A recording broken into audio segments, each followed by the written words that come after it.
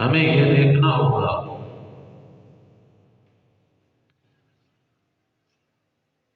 کہ مغرب میں آپ کو معلوم ہے کبھی ڈنمارک میں اسلام کے مقدسات کی توہین ہوتی ہے، کبھی ناروے میں، کبھی سویڈن میں، کبھی کسی ملک میں، کبھی کسی ملک میں۔ تو سوال یہ ہے کہ مغرب میں شعائر اسلام، مقدسات اسلام، انبیاء کرام، مقدس کتابوں کی بالخصوص قرآن پاک کی توہین کیوں ہوتی ہے؟ کیا وجہ ہے؟ جس بر اعظم میں کتوں کے حقوق محفوظ ہیں، بلیوں کے حقوق محفوظ ہیں، بچوں کے حقوق محفوظ ہیں، بوڑھوں خواتین کے حقوق محفوظ ہیں، پاکستان میں یا دنیا کے کسی کونے میں اگر کسی ایک جگہ پر بھی ہیومن رائٹس کی وائلیشن ہو، انسانی حقوق کو پامال کیا جائے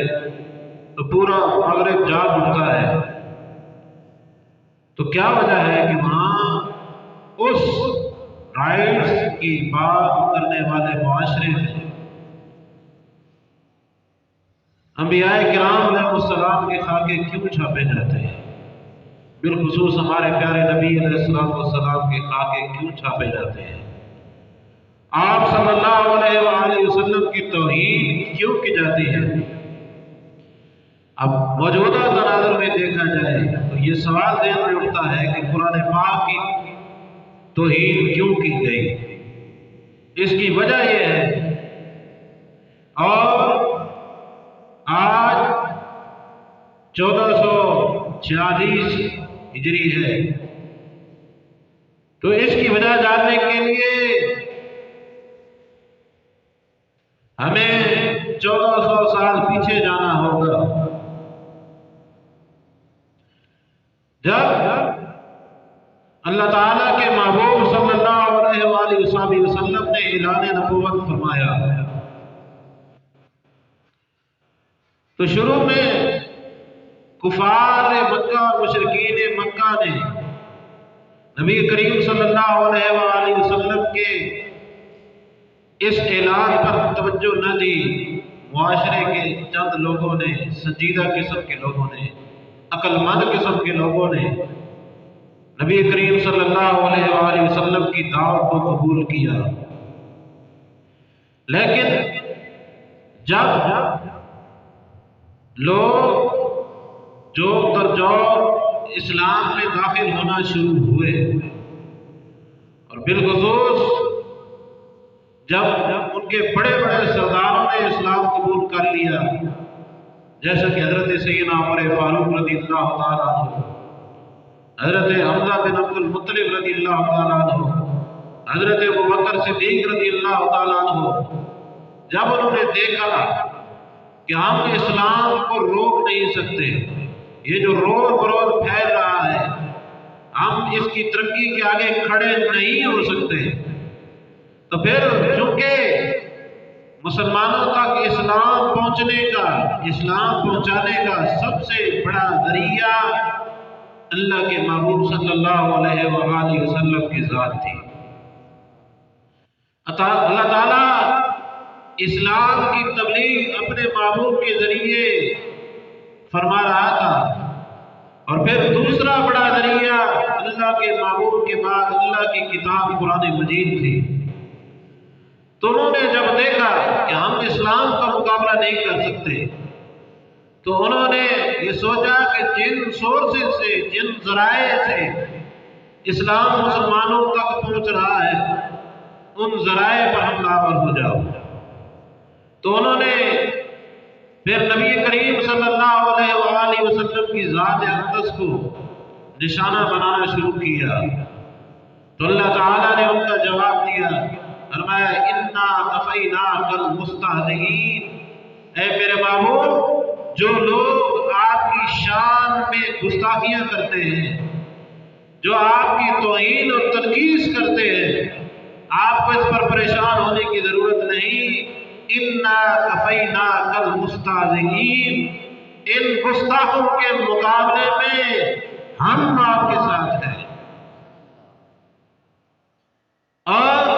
پھر جب ان لوگوں نے نبی کریم صلی اللہ علیہ وآلہ وسلم کے قرآن مجید پر حملے کرنا شروع کیے، کلام الہی کو اپنی تنقید کا نشانہ بنایا، تو پھر اللہ اپنے محبوب صلی اللہ علیہ وآلہ وسلم سے مخاطب ہوا، فرمایا اِنَّا نَحْنُ نَزَّلْنَا الذِّكْرَ وَإِنَّا لَهُ لَحَافِظُونَ، کہ بے شک ہم نے ہی قرآن کو نازل فرمایا ہے اور ہم ہی اس کی حفاظت کرنے والے ہیں۔ اے میرے محبوب، آپ کے پریشان ہونے کی ضرورت نہیں ہے کہ ان کے حملوں سے قرآن محفوظ رہے گا یا نہیں رہے گا، قیامت تک کتاب الہی اپنی حالت پر باقی رہے گی یا نہیں رہے گی، آپ کو پریشان ہونے کی ضرورت نہیں ہے۔ اس کی حفاظت، اس کی پروٹیکشن، اس کی سیکیورٹی کا ذمہ، وہ ریسپانسبلٹی ہم نے اپنے ذمہ کرم پر لی ہے۔ میں علی کل شیء قدیر، میرے محبوب آپ سے یہ اعلان کر رہا ہوں،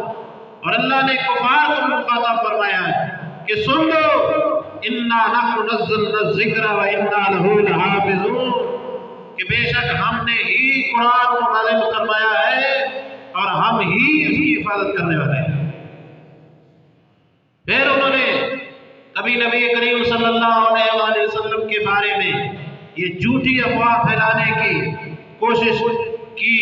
کہ اللہ کے محبوب علیہ السلام یہ جو باتیں کرتے ہیں، یہ جو کہتے ہیں کہ مجھ پر وحی آتی ہے، ان پر وحی وغیرہ نہیں آتی، یہ تو مجنون ہے، ان پر تو جنات کا سایہ ہے۔ اللہ تعالیٰ نے پھر جواب دیا وَمَا صَاحِبُكُم بِمَجْنُونٍ، اور تمہارے پیغمبر صلی اللہ علیہ وسلم یہ مجنون نہیں ہے۔ اور پھر انہوں نے کہا اگر یہ مجنون بھی نہیں ہے، اگر قرآن بھی محفوظ ہے، تو یہ جو باتیں کرتے ہیں یہ باتیں شاعروں کی باتیں ہیں، یہ شعر کہتے ہیں، جس طرح کہ شاعر بات کو بنا کر بیان کرتا ہے، اسلوب کے ساتھ بیان کرتا ہے، اسی طرح یہ شاعر ہیں۔ تو اللہ تعالیٰ نے پھر جواب دیا وَمَا عَلَّمْنَاهُ الشِّعْرَ وَمَا يَنبَغِي لَهُ، کہ ہم نے اپنے محبوب کو شعر کوئی سکھائی نہیں ہے، وَمَا يَنبَغِي لَهُ، اور یہ ان کے شان کے مناسب ہی نہیں ہے،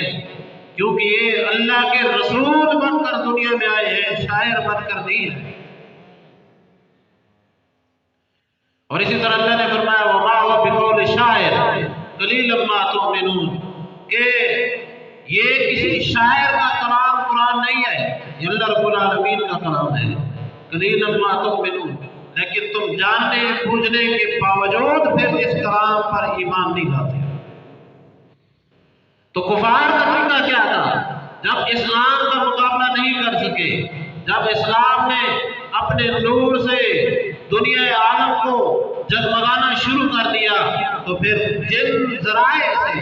جن مقدس ذرائع سے اسلام پہنچا تھا، یعنی اللہ کے محبوب صلی اللہ علیہ وآلہ وسلم اور قرآن مجید، ان ذرائع کو انہوں نے تنقید کا نشانہ بنانا شروع کر دیا، ان کے خلاف پروپیگنڈا کرنا شروع کر دیا۔ جب اللہ تعالیٰ نے پھر ان کے جھوٹے پروپیگنڈے کا جواب دیا، تو آگے کفار کی سازشیں دم توڑ گئی۔ اسلام جس آب و تاب سے خطہ عرب سے اٹھا، اس نے اپنی روشنی سے دنیا کے ہر گوشے گوشے کو منور اور معطر کر دیا۔ آج مٹانے والے مٹ گئے، اسلام باقی ہے، قیامت تک باقی رہے گا۔ تو اس دور میں جو خطرہ کفار مکہ کو، کفار عرب کو، مشرکین مکہ، مشرکین عرب کو اسلام سے لائق تھا، آج سے 1400 سال پہلے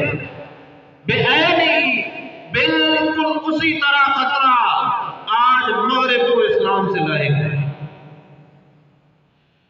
جب انہوں نے دیکھا کہ لوگ مغرب میں روز بروز اسلام قبول کر رہے ہیں، جہاں پر ہر قسم کی جو فیملی ویلیوز ہیں، خاندانی جو نظام ہے، جو خاندانی اقدار ہیں وہ ختم ہو رہی ہیں، لوگ اسلام کے دامن میں پناہ لینے پر مجبور ہو رہے ہیں۔ جب وہ ان کا مقابلہ نہیں کر سکے تو آج آئے روز کسی نہ کسی ملک میں ہر سال میں نہ صحیح تو ہر مہینے میں، کسی دہائی میں ہر وقت مقدسات اسلام کی توہین ہو رہی ہے۔ اس لیے توہین ہو رہی ہے کہ جس طرح اسلام کے نور کے سامنے کفار عرب، مشرکین عرب لاچار اور مجبور تھے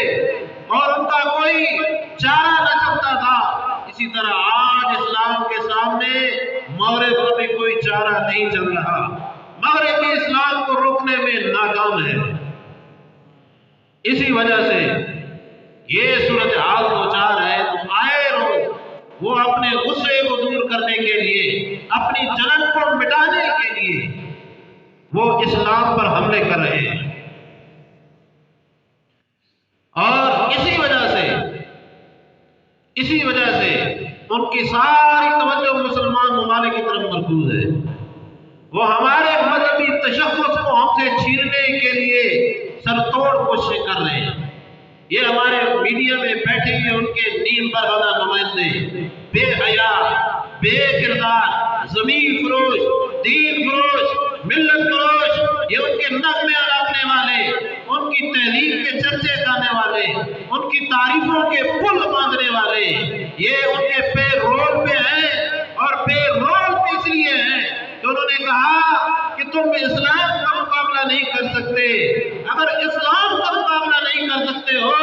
تو مسلمانوں سے ان کا مذہبی تشخص چھین لو۔ اور اسی طرح پھر انہوں نے یہ ایک تہذیب کا حملہ کرنے کے بعد، اور ہم لوگ اس حملے کا شکار بھی ہیں، اسلامی تہذیب ہمارے معاملات میں، ہمارے لباس میں، ہمارے چال چلن میں، ہمارے جو ہیں جتنے بھی ہمارے معاشرتی معاملات ہیں ان سے اٹھ چکی ہے۔ ہمارا لباس انہی کے لباس کی طرح ہے، حتیٰ کہ ہمارے بچوں کے ہیئر اسٹائل بھی انہی کی طرح ہے، ہماری شادیاں بھی انہی کی طرح ہیں، ہمارے غم بھی انہی کی طرح ہیں، ہمارے گھر، ہمارا اٹھنا، ہمارا بیٹھنا، ہمارے لباس انہی کی طرح ہے، کیونکہ انہیں معلوم ہے کہ تاکہ لوگ جس اسلام کی بات قرآن کرتا ہے، جس اسلام کی بات ان کے محبوب کی حدیث کرتی ہے، وہ اسلام ان کی زندگی سے نکال دے۔ پھر انہوں نے کیا کیا؟ یہ حملہ کرنے کے بعد پھر 20ویں صدی نے جب انگڑائی لی تو انہوں نے کیا کیا؟ مسلمانوں کو دہشت گرد ثابت کرنا شروع کر دیا، دہشت گرد، اور دہشت گردی کے خلاف جنگ، نام نہاد جنگ لانچ کی گئی مسلمانوں پر ظلم و ستم کے پہاڑ توڑنے کے لیے۔ تو پھر انہوں نے یہ کام کرنا شروع کر دیے، چاہے دہشت گردی کے نام پر نام نہاد جنگ ہم پر مسلط کرنا ہو، چاہے ہم سے مذہبی ہمارا جو تشخص ہے وہ چھیننے کی کوشش کرنا ہو، چاہے اپنے نمائندوں اور اپنے زرخرید غلاموں کے ذریعے ہمارے ملکوں پر ان کا تسلط اور ان کی بادشاہت برقرار رکھنا ہو، یا چاہے اللہ کے محبوب انبیاء کرام علیہ السلام اور اللہ کی نازل کردہ کتابوں کی توہین کرنا ہو، یہ سب ان کی اسی گھبراہٹ کا نتیجہ ہے، جو گھبراہٹ آج سے 1400 سال پہلے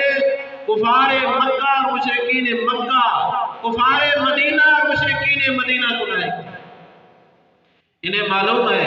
اگر ہم نے اسلام کے خلاف مد نہ باندھا، اس کے خلاف جھوٹا پروپیگنڈا نہ پھیلایا، تو یہ اسلام ہمارے گھروں میں داخل ہو جائے گا اور ہمارا یہ بنایا ہوا نام نہاد نظام تباہ و برباد ہو جائے گا۔ اس لیے مغرب میں آئے روز کبھی کسی نبی کی توہین ہو رہی ہے، کبھی کسی کی خاکے بنائے جا رہے ہیں، اور کبھی کسی اللہ تعالیٰ کی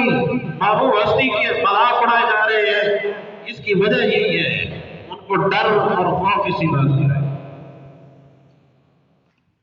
اب سوال یہ پیدا ہوتا ہے کہ ہمیں کیا کرنا چاہیے؟